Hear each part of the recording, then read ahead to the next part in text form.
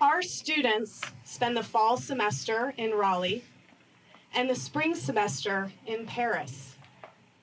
Throughout our program, we take an academic and an experiential approach to learning about the luxury industry and about luxury consumers. So our students are learning in the classroom, and then they're applying those learnings into real-world settings. So for example, I've spent the last 3 weeks with students in the south of France. They learned about the luxury automotive industry at the Top Marks car show in Monaco. They learned about the perfume industry at the Fragonard factory in Grasse. They learned about the hospitality industry at the Carlton in Cannes. They learned about the leather industry for a full intensive week in the Netherlands. Our students are coming out fully prepared to enter into the luxury industry. And it's my pleasure to introduce you to our program so that you can engage with and see some of the thought leadership that NC State has in the luxury space. I'd like to just give you a brief overview of what it's like to be an NC State Global Luxury and Management student. Our program is diverse, it's unique. Our partner school recruits half of our students, and we recruit half of our students. So it means that each incoming cohort that we have is diverse not only in culture, but also in experiences. I've invited 2 of our alumni here today to just share with you how the GLAM program helped give them luxury career success. And so I welcome Katie Souza and Katie Paradis. I promise we do recruit students not named Katie, but come on up.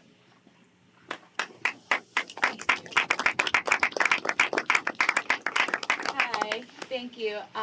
Like Christy said, my name is Katie Paredes. I graduated in 2016, and shortly after graduating, I was able to get a job in the city at Donna Karan, and I also work with DKNY in the licensing division.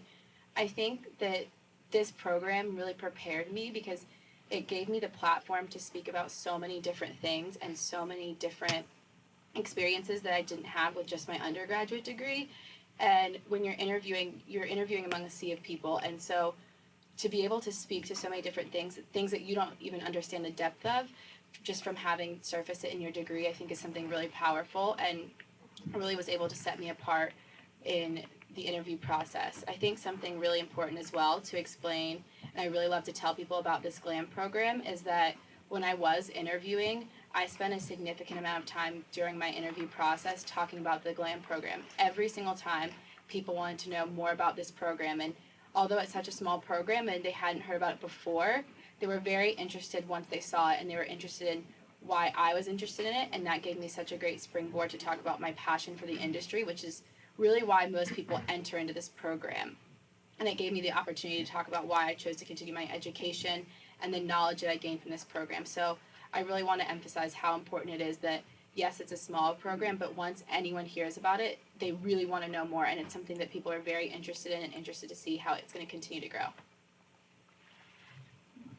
I have to say, being back in this room, so I was in this room in 2013, and just being in here reminds me as to why I actually joined the program in the first place. So to introduce myself, I'm Katie Souza. I have been in the industry for 4 years. I actually graduated and immediately started my role at the Luxury Institute. We are a consulting firm that specializes in luxury and premium goods, as well as services for brands. So we serve brands such as Gucci, Bottega Veneta, Genesis, you name it. I've worked very closely with Bob Schwolman over the years, of course. So it's a wonderful place to be. I think that within the GLM program, GLAM as now we call it, it's come so far since even I graduated, which makes me so proud to be an alum, I believe. We've really come so far in the industry. I think what it provides is a baseline of knowledge that you really need to be able to go into the industry and be able to share your expertise. It gives you not only the credentials, but it allows you to gain knowledge and experience utilizing that, and therefore, I would say, obtain credibility going forward from there. Without that baseline understanding of really who the luxury consumer is, and also having the opportunity to live it, is a totally different experience from sitting inside of a classroom.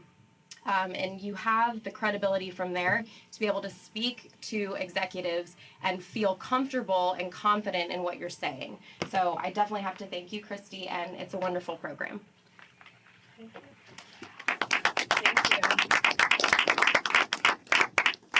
This evening wouldn't be possible without the unique partnership from our co-sponsors, the French American Chamber of Commerce and the Italy America Chamber of Commerce. And so I would like to invite Martin and Federico up here. I've asked each of them to just say a couple of words about their chambers. We are members of their chambers so that we can help make sure that we are connecting with industry and making industry aware of our unique program and the unique graduates that come out of our program. Thank you, Christy. So, good evening, everyone. My name is Martin Bischoff. I'm the Managing Director of the French American Chamber of Commerce, and on behalf of the French American Chamber and our members, thank you all for being here this evening. Many thanks to Christy, NC State, and Schema, the GLAM program, for including us in this wonderful event. Cultural and educational and professional exchange are really core to our mission at the French American Chamber of Commerce through our J1 visa program and our what we call our American Outbound program. We send thousands of, around 1,000 French and American nationals across the pond every year to study and do internships in French and American organizations, also through our French American Chamber of Commerce Foundation, which provides scholarships to young people that want to study, either Americans in France or French in the United States. Really provides this opportunity to gain experience on the other side of the Atlantic and provide for this cultural exchange that is so important for future leaders of industry. Just a quick note about a program that we have coming up at the French American Chamber on June 7th. We will host our 3rd annual French American Luxury Exchange. If you're interested, please visit the website. It's FrenchAmericanLuxury.com. It'll be on June 7th. It's from 2 to 8 p.m. at the Kaplan Penthouse at Lincoln Center. So we have a great lineup of panelists. Our keynote speakers are Steve Schiffman, the CEO from Calvin Klein, and Naomi Campbell, the top model and entrepreneur and philanthropist. So please, again, FrenchAmericanLuxury.com. We hope you'll join us on June 7th. Again, thank you all for being here. Thank you to Christy and everyone at the GLAM program for including us. Please enjoy the evening. Thank you.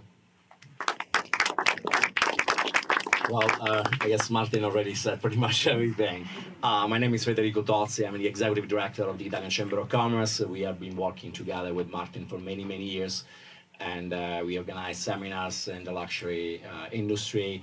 We also have a J1 visa program that we are trying to develop.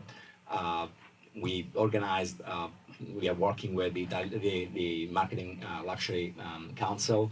We have done a lot of things with them, and we look forward to organize more and more events with North Carolina State. And I thank you for inviting us for the first time to participate in this event, and I hope to continue this cooperation. Thank you very much. Thank you. So one unique element of the GLAM program is that we are guided by an industry advisory board of luxury executives that help us make sure that our program is relevant, that we are hitting on the important components of the luxury industry, and that we are really providing students with a meaningful preparation for working in the luxury industry. I'd like to invite Mr. Alberto Milani. He is going to kick off the evening for what you are actually here for, which is the Masterclass event. So thank you, Alberto. All right. So let's do something different. I'm gonna need 4 volunteers. There is not right or wrong. 1, 2, 3, 4. All right. Please put your mask on it. All right. So I'll give you 5 seconds.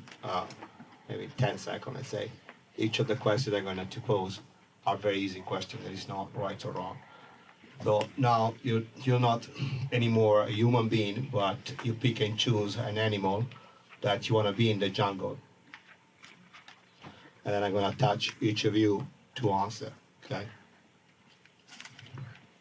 Alice. Panther. Panther. A lion. Warthog. Tiger. All right, very good. So now this is what you are, and the reason why you have a mask because you focus on it, right? Nothing else is important. You wake up as the animal that you end up choosing, and you tell me one thing that is extremely important in your day as a priority.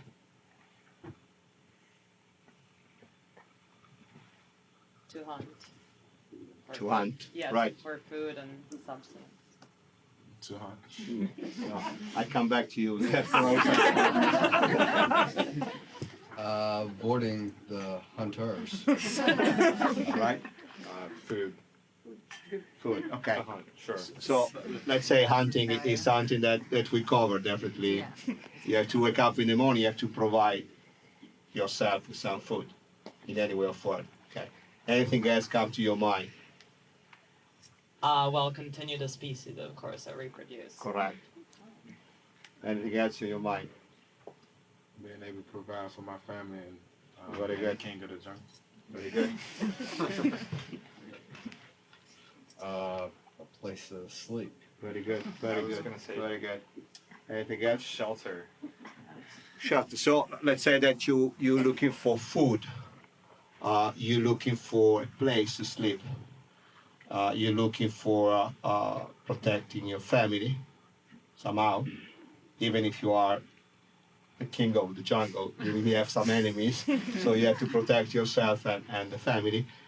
And lastly, social life, because somehow you have to keep going with procreation of your species. There is, you can remove the mask. Thank you very much. Okay.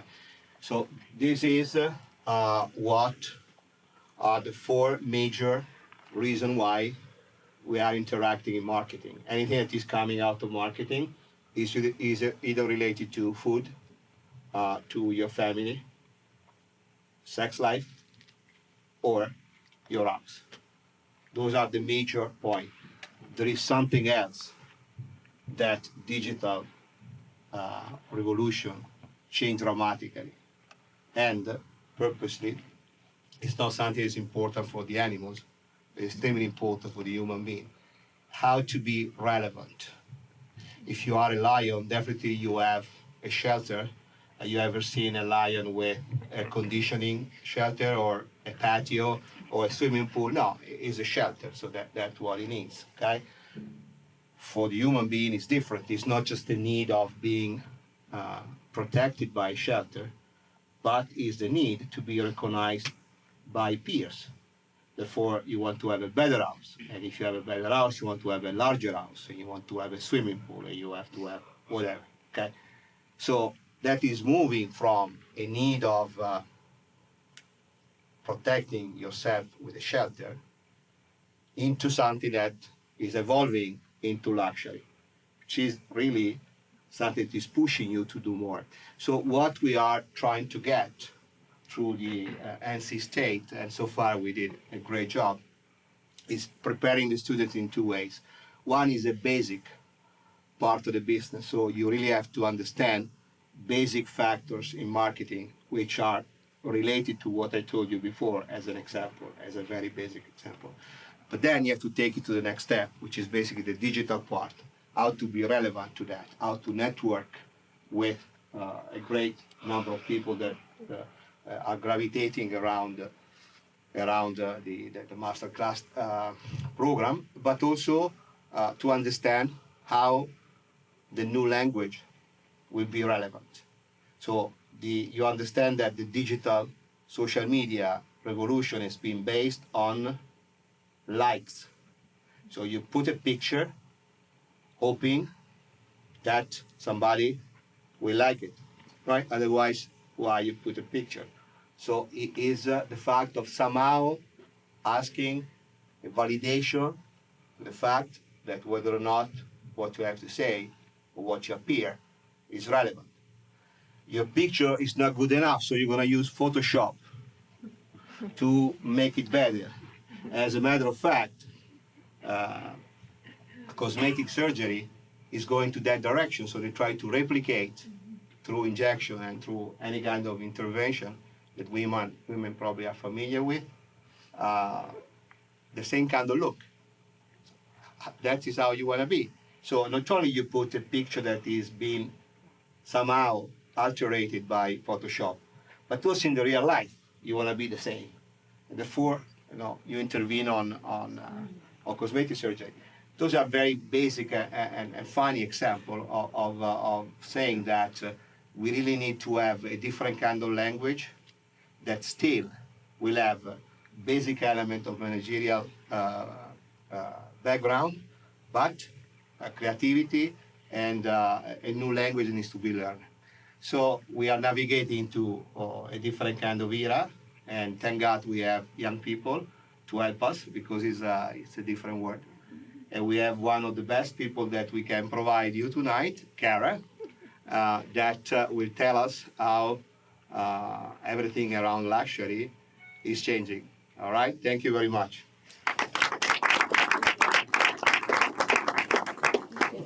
All right. Thank you. Okay. Hello, everyone. I'm excited to be doing the very first Masterclass series, no pressure. Thank you, Alberto, for that introduction. It actually leads very nicely into my presentation. Because part of what Alberto talked about was really getting back to the basic fundamentals of marketing. I think sometimes we actually forget what that is. There's a lot going on in the industry right now, whether that's through digital or social. There's so much noise out there and so many different marketing levers that we can pull that I think sometimes we just forget the fundamentals. So I'm actually going to start off with the definition of marketing. And I always learn never to put definitions in a presentation, but I did it anyways. And the reason I put this is not because I don't think anyone in this room knows what marketing is, but I think you sort of need to get back to the basics when you're talking about something like marketing so that we can see how the industry has changed and move ahead beyond that. So I won't read the definition. But I thought this quote was so interesting and relevant. So marketing is still getting the right message to the right people at the right time. It's a very simple statement, but it's actually a very profound statement. Because those are the basic fundamentals of marketing, right? It's who is our audience? Do we know our audience? What are we saying to our audience? And are we saying it at the right time? Okay, so let's get back to the basics. So for those of you who studied marketing in school, and if, at a certain time you learned the 4 Ps. I think they're teaching the 4 Es now, but when I was in school, it was the 4 Ps. So we learned that the 4 elements of marketing were product, place, promotion, price. And so these were developed many years ago when it was mostly brick and mortar. Online wasn't a big presence, and it was all about how you were advertising, what your product was, where your product was, and the price. And those were your 4 fundamentals, and you could build any marketing campaign around that. So about 10 years ago, Ogilvy PR Worldwide came up with the E's. So product has now become experience, place has now become every place, promotion has become evangelism, and price has become exchange. So I'm going to go through these in detail, giving examples. So rather than standing up here going on and on about what I think is the right experience at every place, I'm going to bring in some examples in the luxury industry, some maybe not so much in the luxury industry, but good examples of each of these that we can sort of use as marketing tools. But first I want to start talking about some stats. So I didn't want to go on and on about stats for the luxury industry, but I thought it was important to point out a few key ones because you'll find these themes throughout my presentation. So I just wanted to highlight a few of them. Okay, the first one is our favorite word that we all love is millennials. So 99 million millennials versus 77 million boomers now make up a larger segment of the luxury market. And if I had $1 for every time someone said millennial, I would be a rich woman. So this is something we hear all the time. I'm currently now working with a consulting company based in New York City, KRW Consulting, and I can't tell you how many times that brands come to us and say, well, we want the millennial market, we want the millennial market. And it's understandable why. It's 99 million strong. But what we always caution brands to think about is, yes, you definitely need to cultivate millennials because they're growing and they're going to continue to grow and their spending power will grow. But we can't forget that boomers actually have greater spending impact right now. So as much as millennials are important and we need to keep them in mind and we need to know that they're there and they're important, in the luxury landscape, the boomers have more money. 63% of luxury products are still purchased in physical stores. And a big part of this is due to the boomers because the boomers like to go into stores and they like to experience. Another big part of this is that some luxury goods people don't want to buy online. They want to touch and feel and, get the experience of the store and be pampered. And so that's a big reason why brick and mortar does still matter and it will continue to matter. The landscape has changed, but it is still important. 45% of luxury consumers want personalized products and services, and more than 70% of US consumers expect personalization from online businesses. So if any companies aren't doing a form of personalization online, they're really missing out. This has become the bar now. So companies have to adapt some sort of personalization. This can be AI, something that's really catering to your customer. I think this is a funny one, but it's important. 44% of consumers want gifts. They want some kind of gift or award for shopping at your company. And it can take many forms. It can be a luxury, it can be a points program, it can be a gift with purchase. They want some sort of award. They want something for shopping at your company. 9 out of 10 consumers trust an influencer more than traditional advertisements and even celebrity endorsements. So this is a huge, the influencer community over the past, I would say even the past 5 years, it's drastically different than it used to be. So they used to be called bloggers. You guys probably remember we called them bloggers. Well, now they're influencers, and now they don't just have a blog, but they have an Instagram, and they have a Facebook, and they have everything. So, and they're influencing in a different way. And also what's come out of that is this, a lot of regulations around influencers now. So for any of you in this room that do influencer marketing, you know how you can't just send someone something anymore and have them post it and that's the end of it. They have to disclose that they got it free. It's very regulated now. So what's happened as a result of this is this trend towards micro-influencers. So it's no longer about the 1 million, 2 million sort of influencers. It's about the 10,000. Well, they only have 10,000 followers. How could they possibly influence anything? Because their 10,000 followers are real followers, first of all, and they're an engaged niche group of followers. So they actually listen versus like you have someone who has 1 million followers and maybe a third of them aren't even paying attention to what you post. So keep that in mind as I'm sort of talking through some of these examples. The next is also becoming increasingly important. 42 out of 100 fashion brands now disclose supplier information.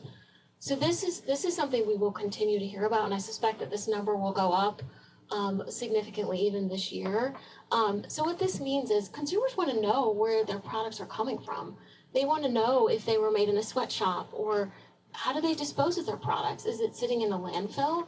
We've all seen those images of H&M clothes piled a mile high and how much waste they're causing in the environment.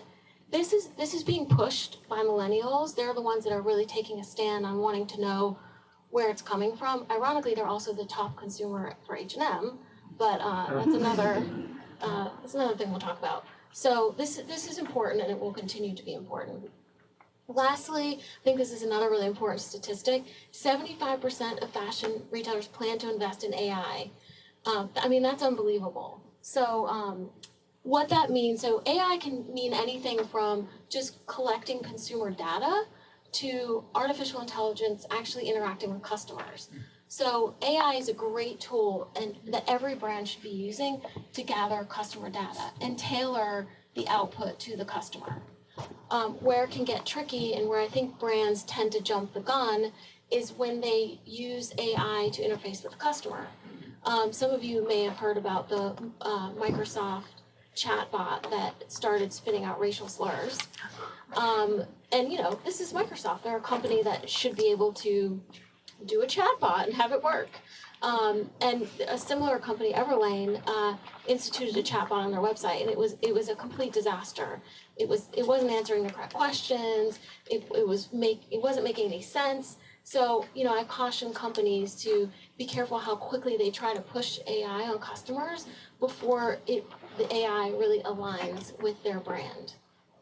Okay, so getting back to the 4 E's. So the first one I'm going to talk about is experience. I feel like this is we talk about experience all the time, so I'm not going to spend a ton of time on experience. I think everyone in this room knows, there's been a huge shift over the past decade of experiential marketing and in-store experiences. So I'll just talk about a few examples.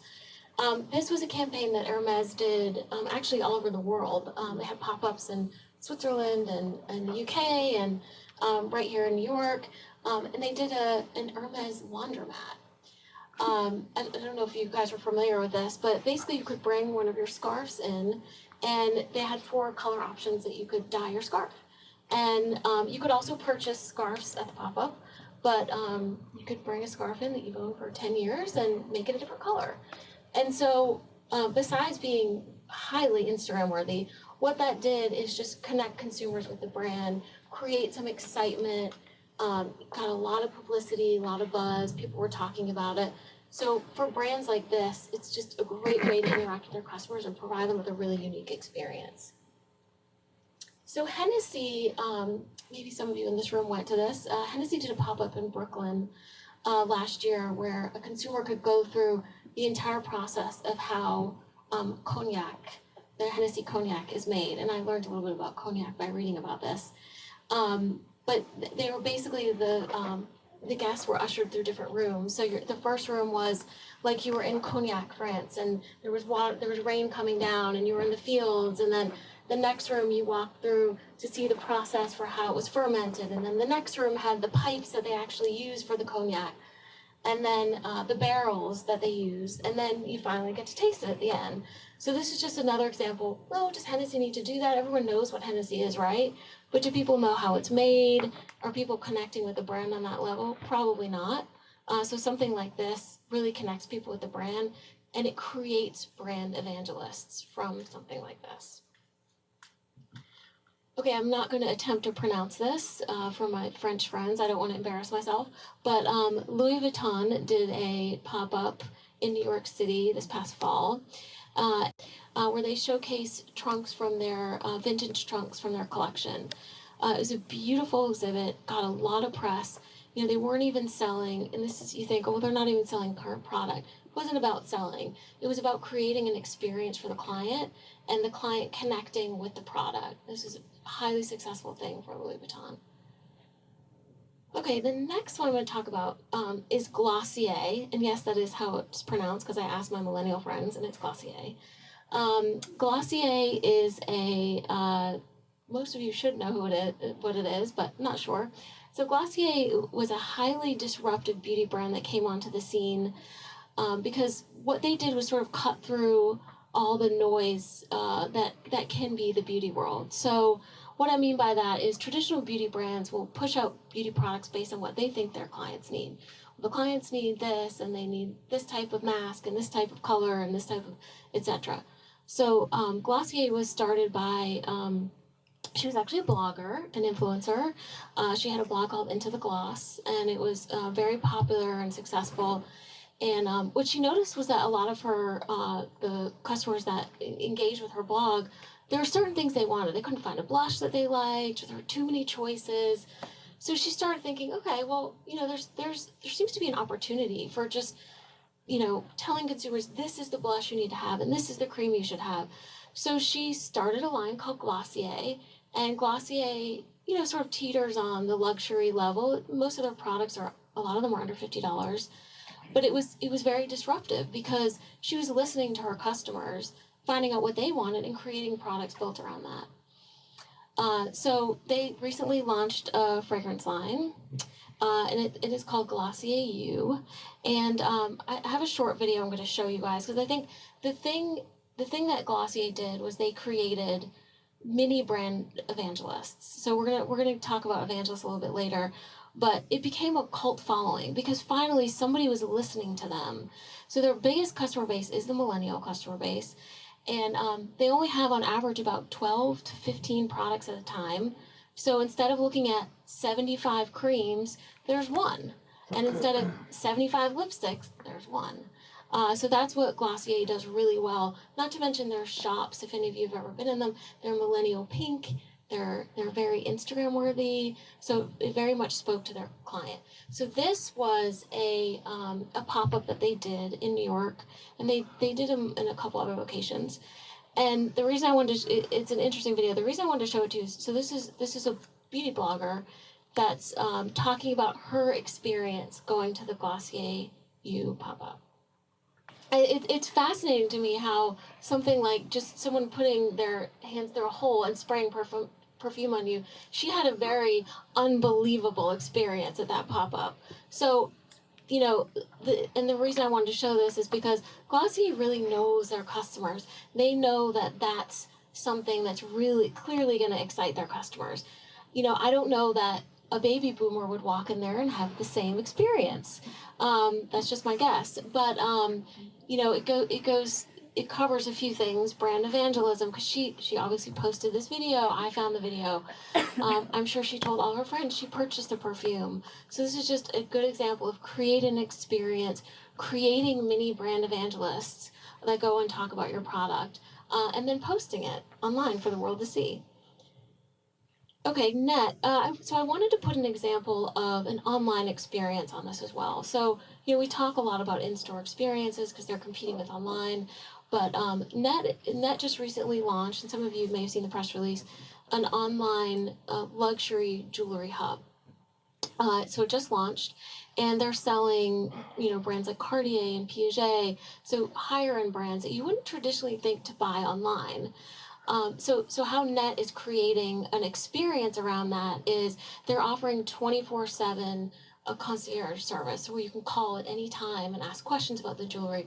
They're doing videos with people wearing the watch, interactive videos so you can see what it would look like on you. They're also offering in some cities, New York being one of them, a service where you can actually have the piece for 24 hours and see if you like it. And if you don't like it, you can return it. So this is just one of those ways that we're sort of creating experiences online, but also linking it to the physical. Okay, next, every place. So what every place means is that you are everywhere where your customers are. So nowadays, because we have so much access at our fingertips, brands really need to be where their customers are. So I have a couple examples of brands that do this really well. Everyone knows the Burberry example. Burberry is great at just being where their customers are and providing with the technology and the information. You know, a couple examples, they do a customize your trench. They just did this new AR where you can have like a backdrop of the Burberry check on your phone in any environment you're in. There's a great tool where you could buy stuff immediately off the runway. So they are where their customers are, and they're always there, and they were the leaders in technology. And they were doing this 10 years ago before anyone else was. They also, the Art of Trench campaign started as just a seasonal campaign. I think it was back in 2005. And it's become so successful that it's a standing thing. So you can take a picture of yourself in your trench, and it will go onto this feed. It's on their website. They have a separate social media page for it. So just, you know, Burberry is sort of the epitome example of being everywhere that their customers are. Okay, a couple examples, and Havenly is a pretty new. I'm not sure if many of you have heard of Havenly, but Havenly is a new interior design online company that connects consumers with interior designers in their city. So the reason I wanted to put this example in is because, you know, interior design used to be where you would you know, look online, see if you could find someone, see if you knew someone, get a recommendation, and Havenly sort of took all that out, all that noise out, and they basically said, okay, what look are you going for? What do you want to spend? What city do you live in? Here's who you should work with. So it serves someone up immediately. And I've actually gone onto their website and kind of played around with it a little bit. You could even just pick one room. Say you just want to do your bedroom, you don't want to do the whole house. And then you're immediately connected with that with that interior designer, and they'll send you pictures. Do you like this couch? Do you like this table? And all the interaction is done online. So it's a really fascinating, and there's a few other ones that have cropped up as well, but Havenly most recently has been getting a lot of publicity. So J. Hilburn is another one. They are a men's made-to-measure clothing brand. So they weren't the first to do this, but they were one of the brands that just started going to where the guys were, at their house, at their office. They didn't have to go to the store. J. Hilburn comes to you. And it was, at the time, not a lot of people were doing it. It's been saturated a little bit more, and I think our culture's gone a little more casual, so we're actually looking at getting into casual wear now. But I think they're a great example of identifying the need that their customers didn't have time to go to a store, and they were able to come directly to them. And I can't have a presentation about luxury without talking about Vogue. So the reason I put Vogue under every place is because I think Vogue does an incredible job of, first of all, it's amazing content, and it is everywhere. It's it's a glossy magazine, it's on your iPad, it's on your iPhone, it's on videos, it's social media content, and Vogue now has an agency where any brand, and actually we met with them recently at KRW, any brand can, Vogue will create content for you. And they have become so amazing about, you can pinpoint exactly what customer I want this age, I want male, 25 to 35, that like these kinds of things. And Vogue has an incredible content machine, and they're also really great at pinpointing exactly, and they get it right. They do get it right. So I wanted to talk about just Vogue sort of being that sort of hub of content, which is so important in social media, and having creative content, which they do well. Okay, evangelism. This is my favorite one, just because I think there's a lot of examples nowadays of evangelism. So the concept behind evangelism is that instead of running a print ad or a billboard or a newspaper ad, you create brand evangelists through what you believe in as a brand that become mini marketers for you. So it's a company's dream, right? It's free. But what you have to do is you have to believe in something. You have to stand for something. So, cause marketing has become so important, like brands aligning with charities, or, brands aligning with environmental cause, social issues. I mean, we hear about this so much lately, and it's because companies want brand evangelists. So, just a couple examples. Couldn't do a presentation without talking about Apple. So Apple is sort of the perfect example of brand evangelism in action. I mean, all they have to do is put out a press release that they're launching something new, and there's lines for a mile long. So, every company can learn from them. They're innovative. They have a great product. And because of that, they've created. Now, they also do spend a lot of money on advertising, but they do have a lot of brand evangelists. So this is a video to show you guys that was put out by Louis XIII in November of this past year. Keep this up.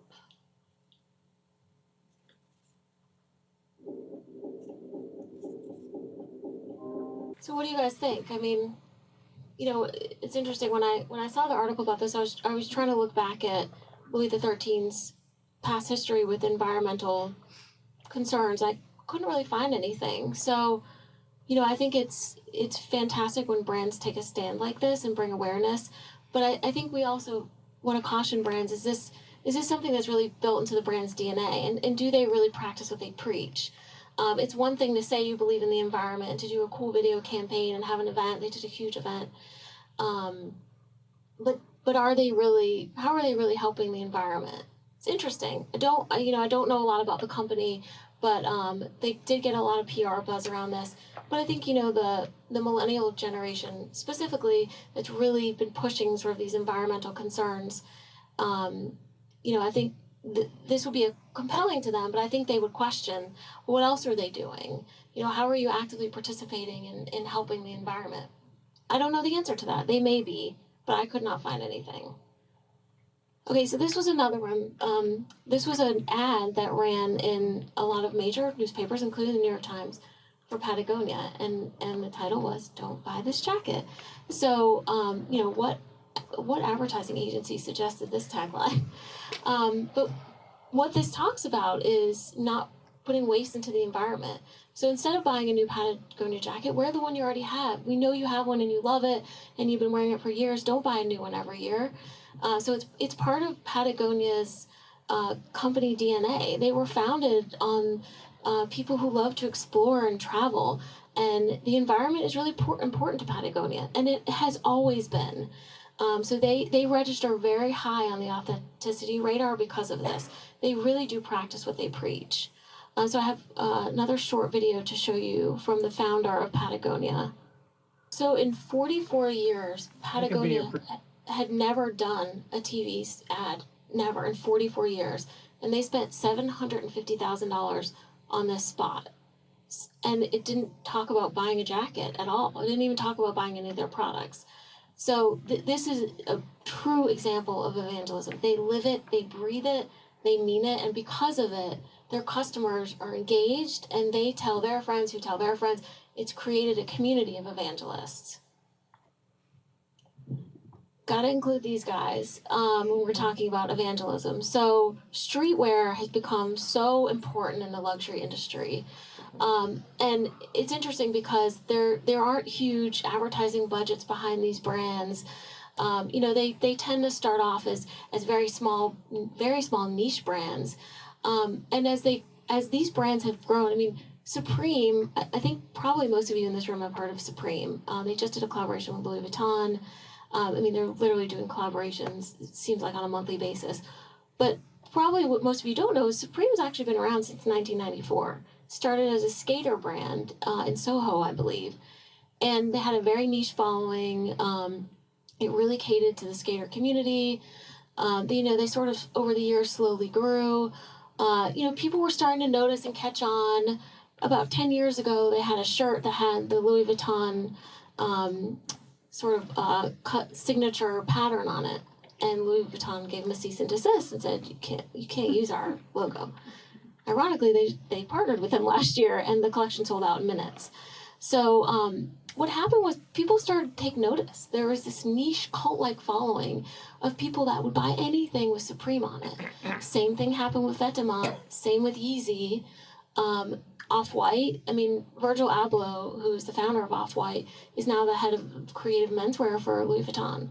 So it just goes to show you how these little brands that have major brand evangelism can grow into these incredible companies because people start to take notice and they start to evangelize along with it, and then it just spirals. So I need to make sure to include those guys. Okay, so I put these two images together because I wanted to talk a little bit about, part of brand evangelism is not only just believing in something, but it's also knowing your customers, because your customers aren't going to evangelize what you do unless they really believe in it. So Everlane is a clothing company. Their ad is on the left. They do really well. In fact, also with little advertising. Angelina Jolie wears the products. They do great basics. So a great pair of jeans or a cashmere sweater. They're sort of known for having, incredible basic products that women want to love, and they like to wear them, and they're simple. And the women in the ads look like them, and it's comfortable and accessible. So they launched underwear. This was earlier this year, and it sold out almost as soon as they launched it. And again, before people had even tried it on. But they knew they loved Everlane, and their advertising campaign featured women of all shapes and sizes. And again, they know their customer, it resonated with their customer, and the product sold very quickly. On the right is Victoria's Secret. Victoria's Secret has been a brand that's long been successful, and they put on their fashion show every year, and everyone knows who they are. Well, over the past couple of years, there's been a lot of shifts. There's sort of the Me Too movement that's come out. There's been a lot of shifts in how we view women and how women should be viewed. And Victoria's Secret has started to become out of touch with its customers. So in their stores, I don't know how many of you have been in their stores recently, but they have sort of like very sexy pictures of women all over the walls. Do you know what Victoria's Secret #1 selling product is? It's pink. It's their pink line. So their pink line is it's sort of like a university type. A lot of college students wear it. Teenagers. It's pink, bright colors. Like university letters. It's actually not the sexy stuff.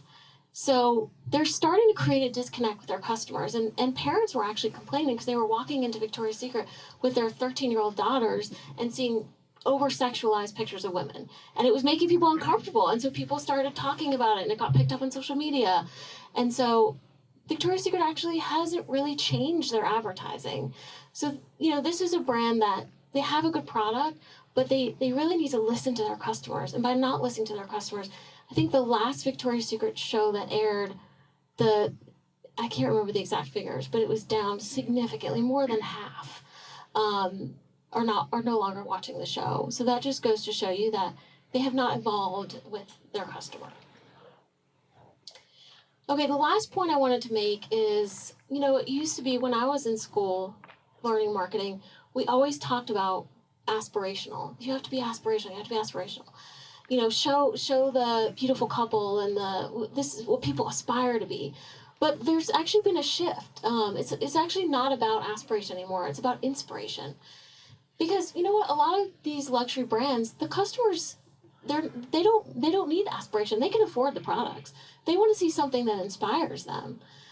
So you see a lot of this shift in marketing. I mean, I put an example here of a model that's not 18, one of the most famous models in the world, and she's not a young 18-year-old. There are a couple of times in my career with Saks where we sat down and said the models we're featuring are way too young. We're not connecting with our clients anymore. It doesn't resonate. In fact, we had one year our Father's Day catalog. The dads were all like 18 years old. I mean, they didn't look like dads. And I remember the head of our I'm looking at a coworker of mine, former coworker from Saks, and the head of our menswear was like, these guys aren't dads. We can't put them in the catalog. And so sometimes I think we forget that it's not about, we need to mimic what our customer, these are our customers. That doesn't mean we can still show pretty people. There's nothing wrong with that. But we have to show people that we have to show them inspiring images, not images that don't resonate. Okay, exchange. So the final one is exchange. So price is now exchange. So what that means is this is every process through the customer experience. So not only just when they're at the point of the sale checking out, but it's about how are we interacting with them one-on-one? What kind of customer service are we providing for them? What kind of personalization are we giving them? What kind of knowledge are we leaving them with? Customers expect so much more now. It's not just a simple transaction where you hand over your credit card and you leave the door. It's so much more than that now. I put Mr. Porter in here because I think they do a really good, so they're an online e-commerce business only. They definitely target the more like millennial, I would say 25 to 35 guys. They're cool, they're curated, they're always highlighting like really interesting guys doing things in the world. They do same-day delivery in New York City. So if the guys are jetting out to the Hamptons on a Friday, they can order a pair of swim trunks, comes right to their office. They're really good about doing informational videos. So this one, I won't play the whole one. This is definitely like a man video. But they create this unique content that guys are actually watching, and they like it. So Mr. Porter provides something at the exchange for these guys, and that's why they love the brand. Insider access. So, this is so important, and it's something that, in my days with Saks Fifth Avenue actually has an incredible sort of VIP program where they take customers to fashion shows and all around the world, and give them access to, you name it, red carpets. And this has also sort of become the new norm for luxury brands for their very, very top tier customers. Are they getting them into fashion shows? Are they inviting them to dinners, trips, meeting celebrities? This is really, loyalty programs, I read a lot of articles about loyalty programs are dying, but they're not dying. Loyalty programs are just changing shape. So it's no longer about, oh, you get a $50 gift card if you spend this much, or you get a whatever gift card. It's so much more than that. In fact, let's see. There's one brand that we're working with right now that's doing a loyalty program where based on your sales, instead of just getting points or dollars to shop more, it's going towards things like soul cycle classes or a massage. So it's all about creating this insider access to things that people normally wouldn't get and going above and beyond and doing something special. So I talked about customization. So according to Deloitte, 1/3 of shoppers today want customized products, with 71% prepared to pay a premium. So, I mean, you name it, every luxury brand. I just put a few on here, but there are countless examples. So this is a collaboration Farfetch did with Fendi, where you could design your own bag, you could get a different strap, different colors. Gucci has a DIY where you can go on and design, you name it, a leather jacket. This is one of their handbags, the Dionysus. You can make it whatever you want. So this is something that customers want, something that's unique and different that nobody else has. And finally, I want to talk about Orchard Mile. So Orchard Mile is an e-commerce brand, and this goes back to what I talked about with personalization. So the way it works is, so their brand, so they feature all different brands, and it was one shopping cart. So you could be shopping from Missoni, you could be shopping from Gucci, but it's one checkout, which is cool, which is great, and people love that feature. But what's actually most unique about Orchard Mile is that they have a feature called My Mile, and I actually went on and tested this, and it's really fascinating. So I can go onto My Mile and pick, say there's 7 brands that I really love, and every time I go to their website, I always want to look at those 7 brands. All I have to do is pick those brands, and then the next time I go to the website, it's customized to me. So I don't have to weed through everything. I mean, one of the challenges I know we had, when I was at Saks was there's so much on their website. Department stores deal with this when you have multi-brands. So how do you cut through all of that and really customize to what the customer actually wants to see? So they've done a great job of completely customizing it, but they'll also feed you products that are similar. So if you pick 7 brands you really love and they add a new brand that's similar to one of the other ones, they'll feed you those as well. So you're constantly getting updated, but it's also only what you want to see. Okay, so key takeaways. Know your customer. I think that's pretty self-explanatory. Be authentic. They say that millennials have an authenticity radar, so they can tell when you're not being authentic. Be where your customers are. Be aware of your competition. Don't be your competition. Innovate, but don't alienate. Be inspirational, not aspirational. Provide value. And the most important one, offer a quality product. And that's it.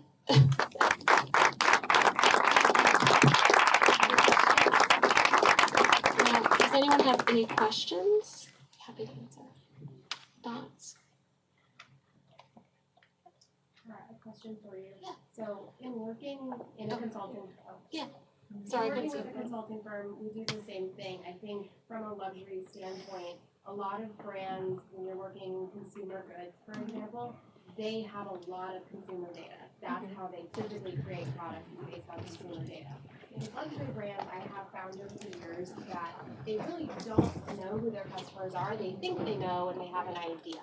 So what advice would you give to the people in the room as a consultant to say, know your customer? And what does that mean? Like, what data should they be looking at? Where should they be looking? What kinds of questions should they be looking at to understand who their customers really are? Well, I mean, there's the whole systems component. So what system are they using? Like a lot of companies are using outdated systems, and that's just because of the nature of the cost to implement something like that. So, first and foremost, companies need to invest in quality systems that are going to give them information about their customers. I would say when I was at Saks, we had a luxury brand I will not name that we were doing an event with them, and they wanted to invite all very young people to the event, millennial age. I keep saying millennials, and we couldn't find customers to it. So it was a very exclusive access sort of event. But the customers that bought their product were boomer age. That was their age. So it was a huge disconnect, and actually caused a lot of friction. And they were sort of not happy with us because we weren't getting them. We weren't serving up the customers they wanted to see, but those actually weren't their customers. So, my suggestion would, look at the example of Glossier, where they're actually listening to their customers. Aside from having a system where you can understand and know how to interpret the data, you have to listen to your customers. And see how your customers are interacting with you, whether it's on social media or your website, their shopping patterns. I mean, those are the kinds of things that I think companies forget to listen to. They have an idea of what they want to be, but it might not actually be who's engaging with their product. Yeah.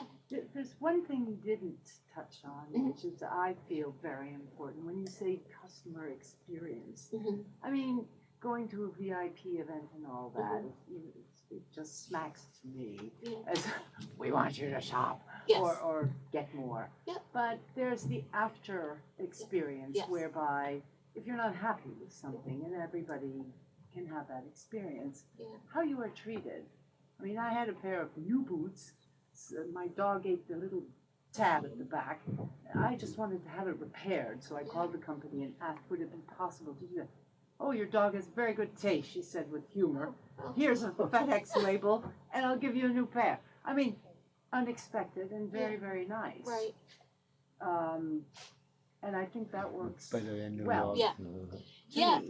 Yeah, I mean, customer service, it's interesting. The former company I worked for, we didn't really focus on customer service. I mean, there were a lot of other things we focused on, but I think companies sometimes forget that first and foremost, your front line with your customers. Yes, there's the VIPs and you're doing these amazing things for, but there's also the example with Saks. There's the customers that are at the point of sale every day that are interacting with your salespeople. So like, what does that look like? What do we teach those people?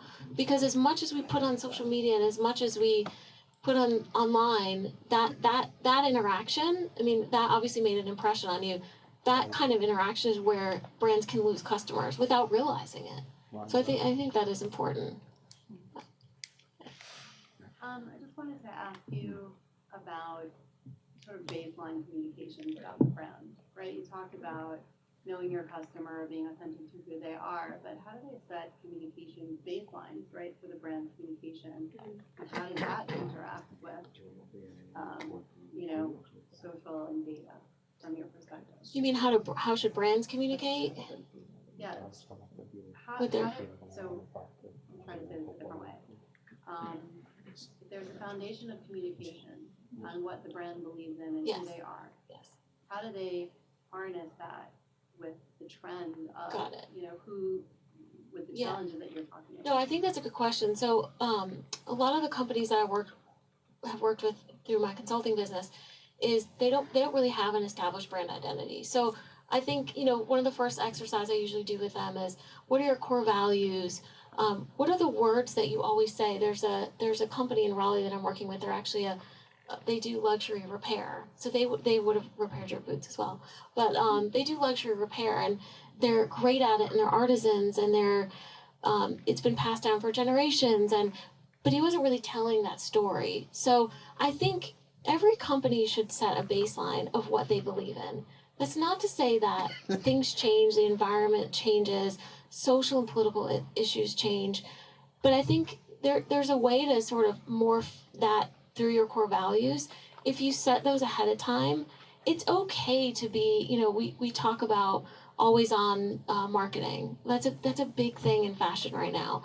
You set your calendar, you set your post for the next 3 months. Well, that's actually not the best thing to do, because social media, you should be reflecting the current trend. So always on marketing is a practice that every brand should be taking, and figure out a way to do it in the vein of what their core values are. And it's okay to add on core values. I'm not saying, the Louis XIII example, if the environment has changed, so maybe that's a cause that they want to take up. It's okay to change, but then how does that permeate through their marketing and branding moving forward? That's the thing that I think companies forget. If you believe in this and you stand for this, you should always stand for it no matter what. Do you think that luxury brands really question the ROI on influencer marketing? And are they kind of starting to... Not enough. Are they maybe thinking that this is a bubble that's going to pop, or is it something that's really a kind of trend that's going to carry on in the future? Well, I actually think in a lot of ways it's popped a little bit. I mean, you know, when I was with Saks, there were a couple influencers that we just got prices for, and it was unbelievable. Like I was like, I need to change my job, and do that. But I mean, it's actually outrageous. So in a lot of ways, that's already happened, because this whole micro influencer trend started about a year ago, and it was born out of that, because you know, there's only so much that companies can budget for something like that.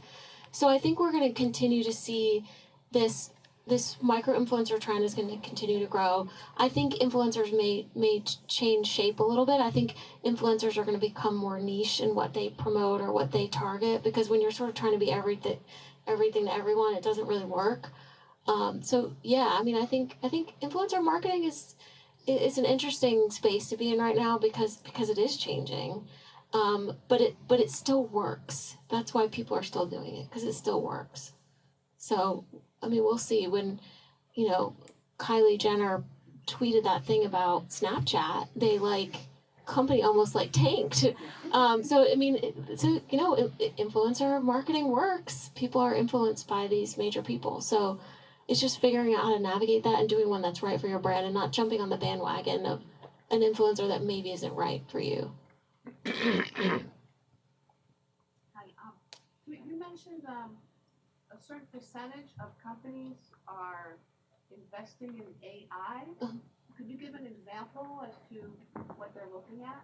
So with artificial intelligence is a way for them to, there's a couple different types of artificial intelligence. So there's the one that's behind the scenes that nobody sees, and there's the one that's customer facing. So I'll give you a perfect example of AI, an AI thing that's been going on for a long time, and we probably didn't even realize it was AI.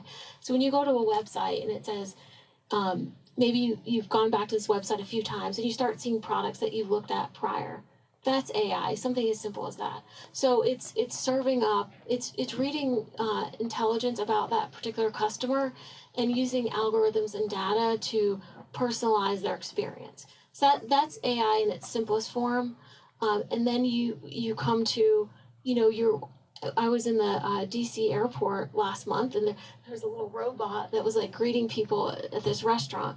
That's AI as well. That's customer facing AI. The chat bot I mentioned earlier, that's not actually a human being, is an example of AI, an AI gone wrong, but you know, that's an example of an artificial intelligence. So I think we're going to see that expand more and become more important.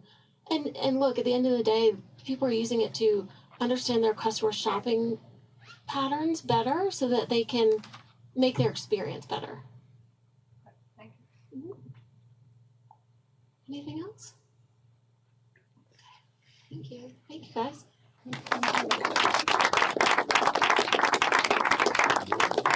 Tara, thank you so much. My goal for this evening was to introduce you to our program, but also our thought leadership in the luxury industry. And Cara is a prime example of how we are engaging industry professionals into our program to prepare our students for their luxury careers. And so we're really excited to have Cara teaching in the program next semester. During the fall, she'll be teaching luxury marketing strategy to our students. So they're going to be learning what they need to be learning that's going on in the industry, how digitalization is influencing the industry, and really be at the forefront. We're not taking a textbook approach to our learnings. We're really applying practical knowledge from the industry into the program.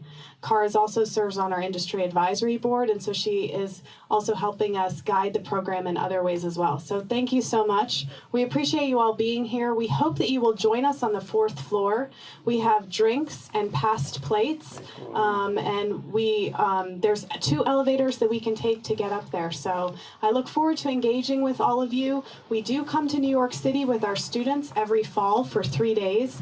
If we might have the opportunity to engage with your company, that would be amazing. And we would also, if you're looking for qualified luxury professionals, please also let us know, because every year we have 45 students graduating from our program that are ready to hit the ground running in the luxury industry. Thank you so much.